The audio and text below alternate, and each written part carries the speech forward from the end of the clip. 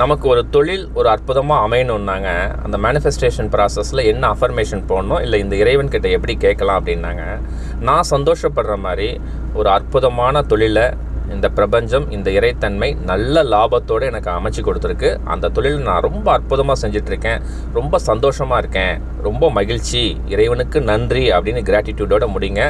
அற்புதமான தொழில் உங்களுக்கு வரும். நம்மளாம் என்ன தெரியுங்களா தவறு பண்ணுறோம், இந்த தொழில் நல்ல தொழில்னு நீங்களே டிசைட் பண்ணிவிட்டு இதில் எனக்கு லாபம் வரணும், அதில் நான் அவ்வளோ முயற்சி செஞ்சுருக்கேன் அப்படின்னு சொல்லிட்டு நீங்கள் கேட்குறதுனால தான் நமக்கு ஒரு நல்ல தொழில் வரல, நமக்கு பிஸ்னஸில் லாஸ் ஆகுது. ஓகேங்களா? அதே மாதிரி அந்த தொழிலினுடைய நோக்கம் சரியாக இருக்கணும். நான் பல வீடியோவில் சொல்லியிருக்கேன், இயற்கைக்கு ஒத்திசையான தொழிலை செய்யுங்கன்ட்டு.